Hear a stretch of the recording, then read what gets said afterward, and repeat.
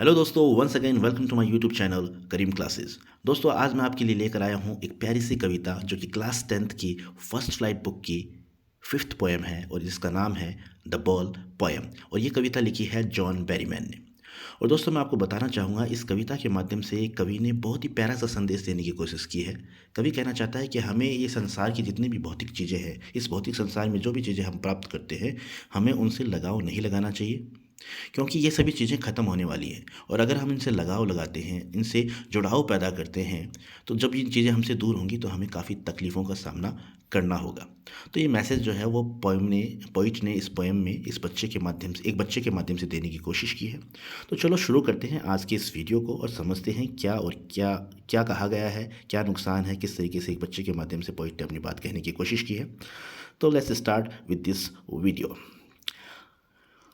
A boy loses a ball, he is very upset. Poet कहता है कि एक लड़का जो है जिसने अपनी बॉल खो दी है और बहुत दुखी है। He is very upset. A ball doesn't cost much, और उस बॉल की कीमत भी ज़्यादा नहीं है। Nor is it difficult to buy another ball, और इतना मुश्किल भी नहीं है कि कोई दूसरी बॉल उसके लिए खरीद ली जाए। यानी दूसरी बॉल खरीदना भी मुश्किल नहीं है और बॉल की कीमत भी ज़्यादा नहीं है। लेकिन उस बॉल के खोने पर वो बच्चा काफ़ी दुखी है। Why then is the boy so upset. अब भैया वो दुखी क्यों है इतना, ये हम जानेंगे इस पोइम में। Read the poem to see what the poet thinks has been lost. अब इस कविता को पढ़ते हैं और देखते हैं कि कवि क्या सोचता है, किस नुकसान के बारे में कवि सोचता है। And what the boy has to learn from the experience of losing something. और क्या वो लड़का सीखता है खोने के एक्सपीरियंस से, वो क्या चीज़ सीखता है, कोई चीज़ खोने के बाद में जो उसे एक्सपीरियंस हुआ और उस एक्सपीरियंस से उस बच्चे ने क्या सीखा, वह इस पोएम के अंदर हम जानने वाले हैं। तो शुरू करते हैं। What is the boy now who has lost his ball? What is he to do? I saw it go merrily bouncing down the street and then merrily over. There it is in the water. यानी first पहली जो चार लाइनों में poet ने बताने की कोशिश की है कि what is the boy now. अब उस लड़के का क्या होगा। Who has lost his ball, जिसने अपनी बॉल खो दी है। अब वो क्या करेगा। What is he to do. I saw it go merrily bouncing. यानी वो पोइट जो है वो कह रहा है कि मैंने उसकी बॉल को उछलते हुए, खुशी प्रसन्नचित्त मुद्रा के अंदर उछलते हुए, कूदते हुए, गली में जाते हुए देखा है। और उससे भी आगे and then merrily over there it is in the water, और बाद में आगे पानी में जाते हुए पोइट ने उसकी बॉल को देखा है। यानी उसकी बॉल जो है पानी में जाके गिर गई है। अब वो बच्चा क्या करेगा। अब अगली लाइन में क्या बताता है पोइट। नो यूज टू से oh there are other balls. अब पोइट कहता है कि अब उसे ये कहना बेकार है कि मैं उसे अगर ये कहूँ कि भाई बहुत सारी और भी बॉल्स हैं, आप दूसरी बॉल से लीजिए, दूसरी बॉल से खेल लीजिए, तो ये चीज़ें उसे कहना बेकार है। And ultimate shaking grief fixes the boy, क्योंकि उस बॉल के खोने से उस बच्चे को बहुत गहरा सदमा लगा है, बहुत गहरा दुख हुआ है, क्योंकि उस बॉल से उस बच्चे की यादें जुड़ी हुई थी। As he stands rigid, trembling, staring down all his young days into the harbor where his ball went. क्योंकि पोइट बताता है कि उस बॉल से उस बच्चे की यादें जुड़ी हुई थी, इसलिए अब उसे ये बात कहना कि और भी बहुत सी बॉल हैं, आप उन बॉल से खेल लें, तो ये बेकार है। अब वो बेचारा बच्चा जो है एकदम मूर्ति की तरह खड़ा है, कांप रहा है और देख रहा है बंदरगाह की तरफ। यानी बंदरगाह उस जगह को बोलते हैं जहाँ पर जहाज़ वगैरह जो है खड़े किए जाते हैं। तो उसकी बॉल जो है, उस बॉल को उसने उस बंदरगाह में, जो हाँ वो पानी है, जहाज़ खड़े हुए हैं, उस पानी में खोते हुए उसने उस बॉल को देखा है। और उस बॉल को ही नहीं देख रहा है, उस बॉल के साथ उसकी जो यादें जुड़ी हुई हैं, जो उसकी मेमोरीज़ हैं बचपन की, उन बचपन की यादों को भी उसने खोते हुए, वो बच्चा जो है खोते हुए देख रहा है।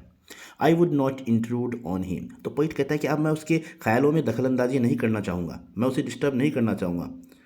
अ dime another ball is worthless. अब पोइट यहाँ पर कहता है कि अ डाइम यानी यूएस डॉलर का 10वां हिस्सा होता है, जिसे डाइम बोलते हैं, और डाइम में 10 सेंट होते हैं। एक डाइम में कितने सेंट होते हैं, 10 सेंट होते हैं। तो वो चाहे 10 सेंट मैं पैसे उसे दे दूँ, अनदर बॉल या दूसरी बॉल उसे दे दूँ, ये सब उसके लिए बेकार है। क्यों बेकार है। क्योंकि जो बॉल उसकी खोई है, वो बॉल जो है वो सिर्फ एक बॉल ना होकर उसकी बचपन की यादें भी उससे जुड़ी हुई हैं। अब वो उन यादों, जब वो यादें उसके साथ अलग हो रही हैं, तो उसे तकलीफ़ हो रही है। Now he senses first responsibility in a world of position. यानी अब वो अपनी पहली जिम्मेदारी सीख रहा है। इस आधिपत्य के संसार में, इस भौतिक संसार में वो अपनी पहली जिम्मेदारी सीखता है। पीपल, क्या जिम्मेदारी सीखता है। People will take balls, balls will be lost away, lost always little boy. यानी पोइट कहता है कि पीपल विल टेक बॉल्स, यानी इस दुनिया में आनी, यानी बॉल, यहाँ इस सेंटेंस के माध्यम से पोइट ये कहना चाहता है कि इस दुनिया में आने के बाद लोग चीज़ें अर्जित करते हैं, प्राप्त करते हैं। Balls will be lost always. और जो प्राप्त करते हैं, जो हम पाते हैं, जो रिश्ते नाते हम बनाते हैं, जो भी चीज़ हम प्राप्त करते हैं इस दुनिया में आने के बाद में, और वो चीज़ हम खोते भी इस दुनिया में ही हैं। यानी पाने का और खोने का सिलसिला जो है वो इस दुनिया में चलता रहता है। And no one buys a ball back. और जब हम पाने के बाद में जो चीज़ हम खो देते हैं वो चीज़ हम दोबारा प्राप्त नहीं कर सकते। मनी इज़ एक्सटर्नल, यानी पैसा, अगर चाहे भले ही कितना पैसा हो आपके पास, लेकिन वो चीज़ आप दोबारा प्राप्त नहीं कर सकते। क्योंकि पैसे से तो सिर्फ हम आप क्योंकि पैसे से तो सिर्फ आप उस चीज़ को खरीद पाओगे, लेकिन उस चीज़ से जुड़ी हुई जो यादें हैं वो यादें आप पैसे से नहीं खरीद सकते। He is learning well behind is desperate eyes the epistemology of laws, how to stand up, knowing what every man must one day know and most know many days how to stand up। यानी in last की line में कोई बताना चाहता है कि अब वो सीख रहा है अपनी निराश आंखों से, वो उन चीज़ों का अध्ययन कर रहा है, उस नुकसान का अध्ययन कर रहा है। एपिस्टेमोलॉजी मतलब एकदम तथ्यों पर आधारित अध्ययन, गहन अध्ययन कर रहा है वो, कि किस तरीके से जो ये नुकसान हुआ है इसका सामना करना है।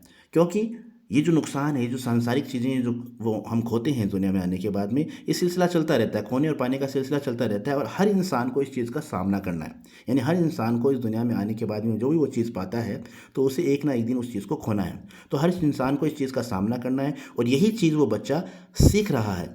और वो ये भी जानता है कि बहुत से लोग जो हैं इस दुनिया में वो पहले से जानते हैं इस चीज़ को, और वो इस चीज़ को समझ चुके हैं कि किस तरीके से किसी चीज़ के नुकसान होने पर किस तरीके से उसका सामना किया जा सकता है।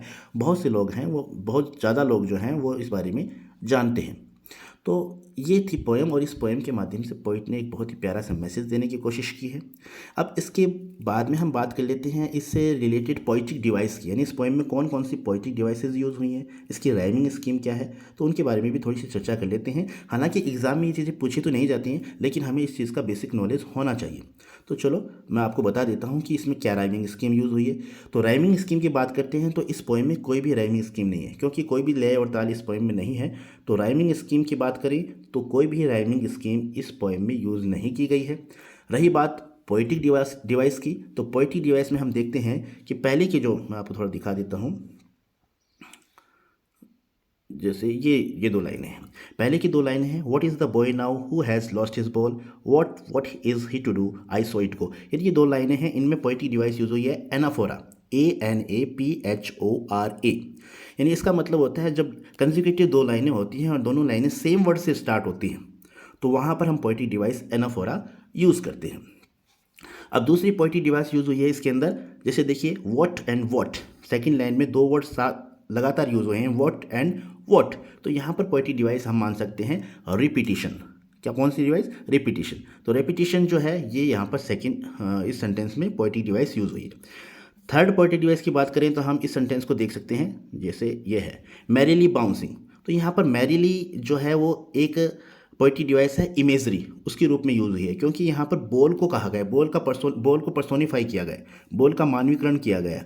हालांकि बॉल एक नॉन लिविंग चीज़ है, लेकिन जब नॉन लिविंग चीज़ को एक लिविंग चीज़ की तरह बताया जाए, है ना, उसका मानवीकरण किया जाए, तो वहाँ पर हम इमेजरी को यूज़ करते हैं एज ए पोएटिक डिवाइस। तो यहाँ पर मैरीली के रूप में पोएटिक डिवाइस यूज़ हुई है इमेजरी। और एक पोएटिक डिवाइस ये है, ये मैं बता देता हूँ आपको, एक मिनट दोबारा बता देता हूँ, ये है, यानी बाइज अ बॉल बैक। तो ये बाइज अ बॉल बैक यानी कॉन्सोनेंट साउंड है वो रिपीट हुई है इसके अंदर, सेम कॉन्सोनेंट साउंड रिपीट हुई है। तो यहाँ पर ये है पोएटिक डिवाइस है एलिट्रेशन, यानी एलिट्रेशन पोएटिक डिवाइस यहाँ पर यूज़ की गई है। और सेम पोएटिक डिवाइस ये भी यूज़ की गई है यहाँ पर, जैसे ये रही मैन मस्ट। तो ये भी यहाँ कॉन्सोनेंट साउंड जो है रिपीट हुई है, तो ये भी एक तरह से एलिट्रेशन पोएटिक डिवाइस है। तो इस तरीके से इस पोएम में anaphora, imagery, repetition and alliteration, ये चार पोएटिक डिवाइस यूज़ हुई हैं, और राइमिंग स्कीम इस पोएम की कुछ भी नहीं है। तो ये थी एक छोटी सी पोएम और पोएटिक डिवाइसेस जो मैंने आपको बताई हैं। उम्मीद करता हूँ आपको ये वीडियो पसंद आया होगा। Thank you so much for watching this video. Keep watching, keep learning, have a nice day.